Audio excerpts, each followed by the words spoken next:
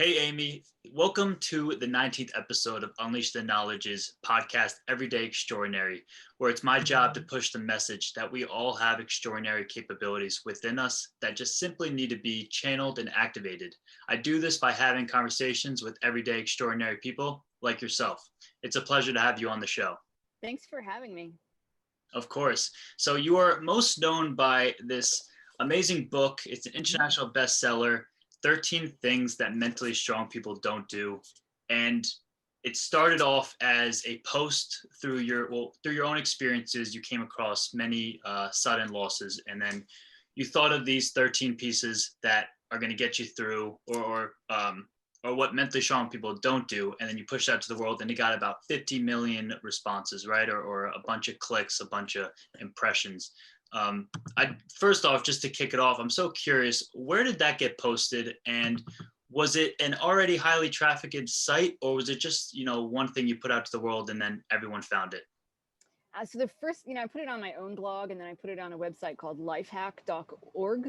That was not trafficked very much. That shut down their site for several days because that got so much traffic. And after about 3 days, Forbes picked it up, and it went on to get 10 million views on Forbes.com within the matter of a couple of days as well.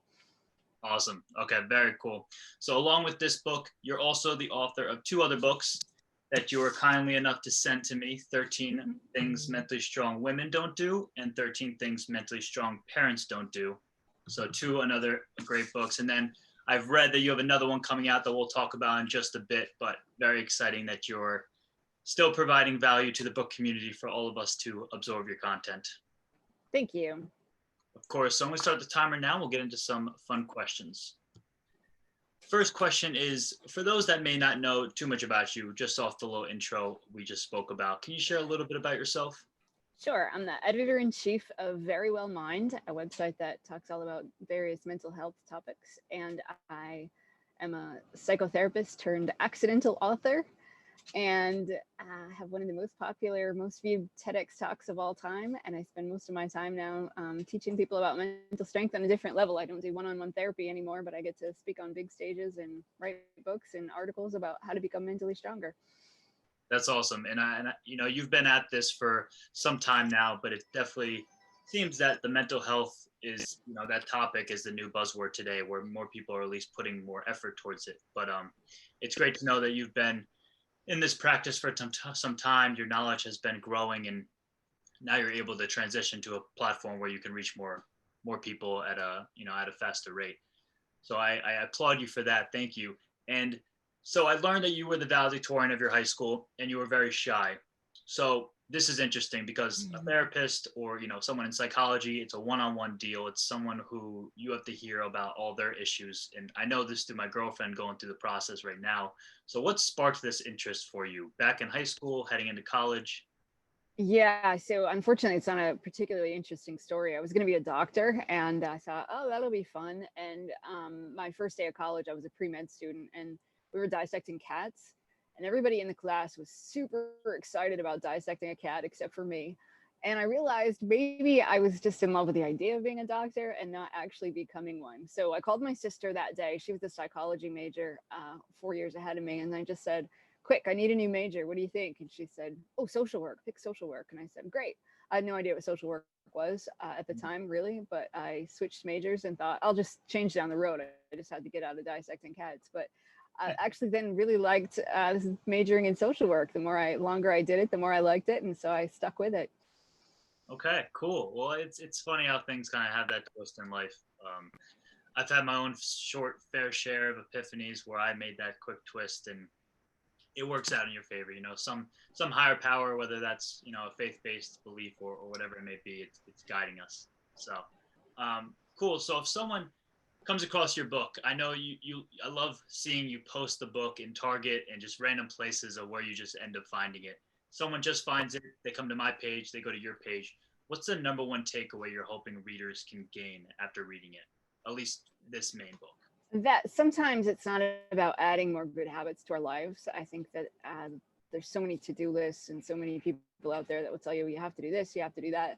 But when we're stressed out and overwhelmed, that's the last thing we want, is a 40-page to-do list of more things that you should do. I think it makes us feel worse. And most of us already have a certain amount of good habits in our lives, whether it's a mental habit, like you practice gratitude, or you have good physical health habits, like you try to eat healthy. But sometimes it just takes one or two bad habits to make those good habits counterproductive.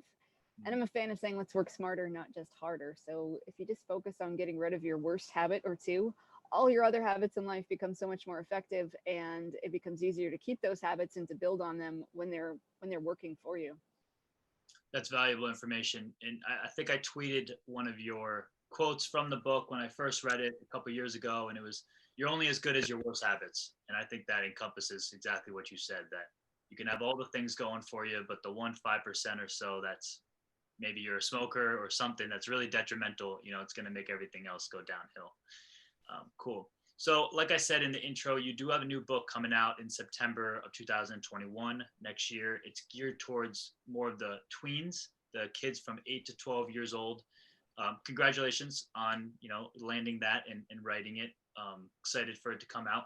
But this question is for that kind of childhood-based age range. So, I'm curious because I've kind of gone through the same through my childhood. But if you're in a household that maybe the environment is challenging, you walk outside and there's violence, or maybe inside the home it could be not the most uplifting people, or some sort of toxic family members, or around your family or around your house. What is your best advice to that child that can't get out of that situation necessarily, but mentally they can get into a better place? What would you Yes, tell them? good question. So we actually moved it up. So it's called 13 Things Strong Kids Do, and it's going to come out in April now. We wrote it before I guess, right when the pandemic started, but obviously kids need mental strength more than ever. So it'll come out in April. And it's really about the tools and skills that can help kids build the resilience that they need. And certainly as adults, we have so many more choices. As you say, we can create an environment that helps us to stay strong. Kids don't have that choice. So fortunately, though, we know that sometimes it just takes one or two healthy adults in a kid's life. And it doesn't have to be if their home life isn't the healthiest place. Sometimes it's a teacher, it's a coach, a friend's parent. Just having one healthy adult that you can trust and talk to can get you through some of the worst times in life. And there's tons of research on how that helps kids become more resilient and get through tough times. So I always encourage kids to find somebody in their life, if they don't have it at home, but to reach out to somebody so that they can find that one person that they can trust, that can mentor them, and that can talk to them when they're having a hard time. Got it. That's powerful.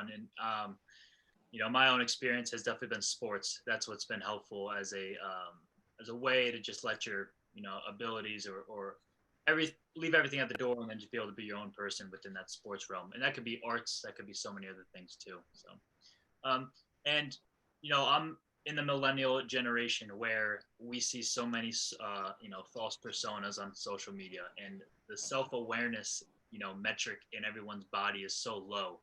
I'd love to hear any actionable steps you can give for, maybe someone coming out of college through 30 or so, and how to build their level of self-awareness. Whether that's asking people around them or taking a deep dive inside, but not everyone wants to quite do that. What could you share on that topic? Oh, another great question. I think sometimes just paying more attention to what we feel. If you take time to notice your emotions, and then to be aware of how your emotions affect your judgment. If you're anxious about something, for example, you are less likely to take a risk. When you're excited about something, you're much more likely to underestimate the chances that you'll fail. So if you just checked in with yourself a few times a day and said, how do I feel today? You can become more self-aware. And then to pay more attention to your thoughts. A lot of the things we think aren't true. So whether you believe that you're somebody who isn't smart, or you believe that you're the best in the world, there's a good chance that that thinking that way and those beliefs aren't accurate. So you have to gather the evidence and take a look at, well, what's the rest of the universe telling me? Are there chances that there are times when I've succeeded, times when I failed? It's really taking stock of that. And then absolutely, if you have people in your life that are honest, you can ask them for a reflection of, how do I come across when I'm doing this? Or tell me about what you perceive about my personality. There's a good chance a lot of it isn't going to line up with the way that you see yourself. And not that you need to believe everybody else over yourself, but it can just be a really good way to reflect on why there might be a discrepancy. I always think about that last piece of asking others, because then you get into the mess of, maybe I don't like what that person thinks in general. But obviously, you should take those first steps and then find a trustworthy person, whether that's a parent, a close friend, someone that you actually, value, and get their takeaway. Obviously, if you ask someone that's not someone you would probably trade places with, that give you some advice that you're probably not worth taking. But cool, that's powerful, and that's something I've really worked on since COVID hit and being stuck at home, and taking deep dives into my own feelings and my thoughts, and I think it's paid me dividends already. So valuable advice. And so there's 13 things you state here. They're on the back of the book so people could get a quick glimpse before they buy the book. Obviously, you dive deep into them. Is there one or two that you find is super hard for people to sustain? Something that, it's not the easiest one to get over with, and they always come back to it, struggling with it potentially? The most commonly discussed one seems to be chapter 2, which is mentally strong people don't give away their power. And so many people will say, oh, I didn't realize I was doing that by complaining about somebody I don't like, I'm actually giving them more mental real estate in my life, and I'm giving them more power than I want to. Or sometimes people will say, I didn't know how to set boundaries with somebody, or I didn't know it was okay to say no. So that one can be quite eye-opening for people when they have blamed others for driving them crazy or ruining their life or putting them in a bad mood. To take back that power is about saying, well, I'm in control of how I think, feel, and behave, and it's not up to anyone else. So that one is a big one. And I think another big one is that mentally strong people don't worry about pleasing everyone. For chronic people pleasers, that can be hard to give up. It's hard to express your opinion. It's hard to say no. It's hard to know what you value and how you live according to those values if you haven't been doing it. Big time. That's great advice. And if you try to please everybody, you're gonna just end up in a tough place because you can't quite do that. Exactly. People in the world, and yeah, so that's good. So my demographic, my audience is between an 18 to 30-year-old range. So kids coming out of high school, getting into college, or taking that first step into their career, even mid 20s into 30s, trying to get their foot in their career and figuring out what the heck's going on in life and how they're going to make their impact. Is there any advice that you wish you knew at 22, or advice, currently that you've obtained that you would pass on to a 22-year-old coming out of college pre-COVID? Because obviously, there could be more advice in today's world, but maybe prior to that, what's anything you can share to an individual like that? Guess my words would just be that you're stronger than you think. And it's really easy sometimes to assume, well, I don't know anything, I'm just out of college, or I can't handle that, or I don't dare apply for that job because what if I get rejected? That'll be uncomfortable. Or we don't take the risk just because we are trying to avoid the anxiety that might come with it or the discomfort. But to know that you can handle those things, and the best way to learn how to tolerate discomfort is to practice doing it. So put yourself out there, try to do hard things, you learn so much about yourself when you put yourself in difficult circumstances or you step outside your comfort zone. So look at everything as an opportunity to learn more about yourself. And as we mentioned earlier, then you increase your self-awareness, and life just gets way better when you start to become more aware of yourself and you become more comfortable in your own skin. Definitely. That's awesome. And a little piggyback on that. So, is there a number one skill you think young professionals should master today?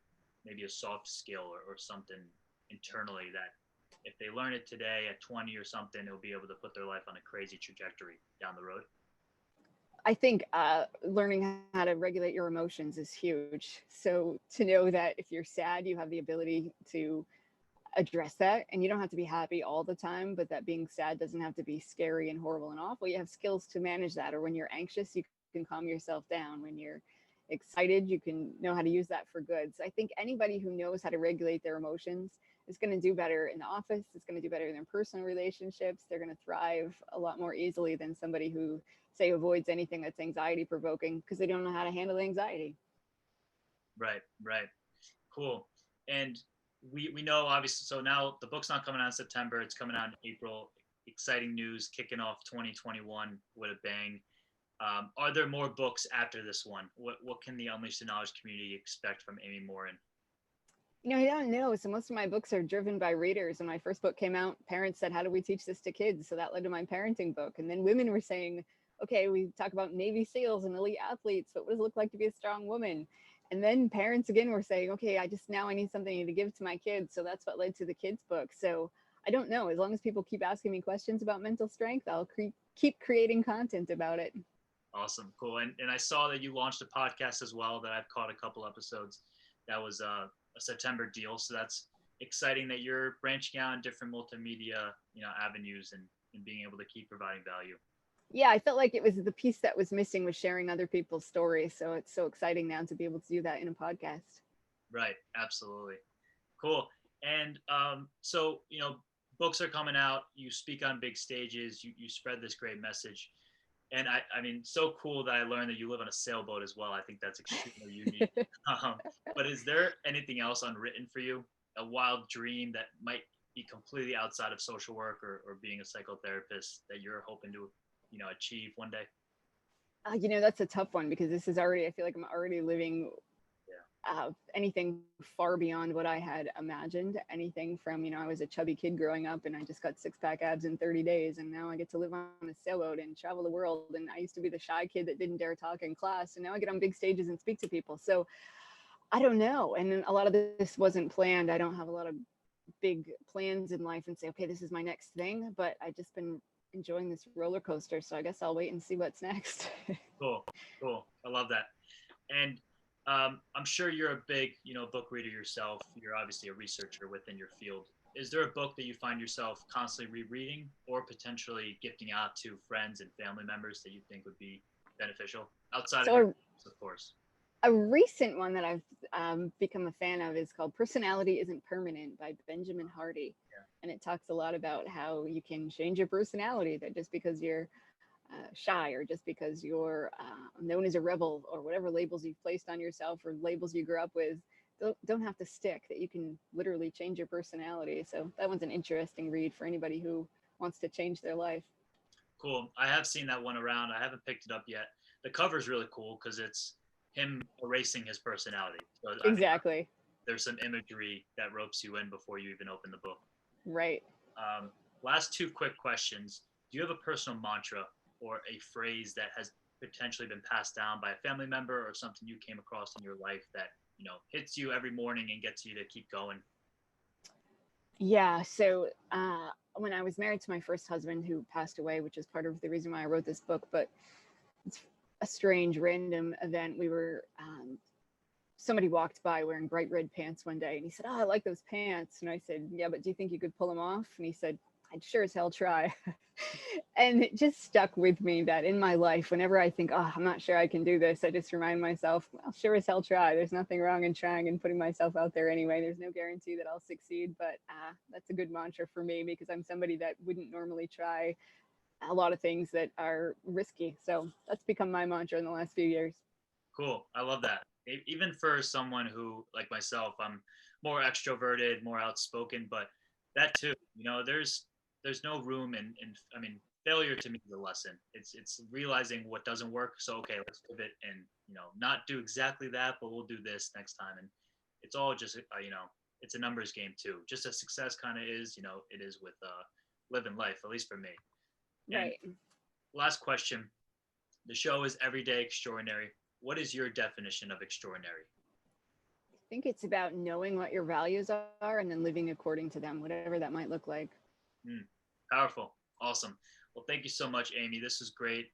Again, you're the, international best-selling author of 13 Things Mentally Strong People Don't Do, two another great books for women and parents, and you got the new one coming out in April for kids. So you're hitting every demographic.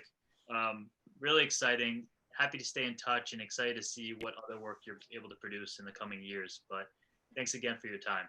Oh, thanks so much for having me.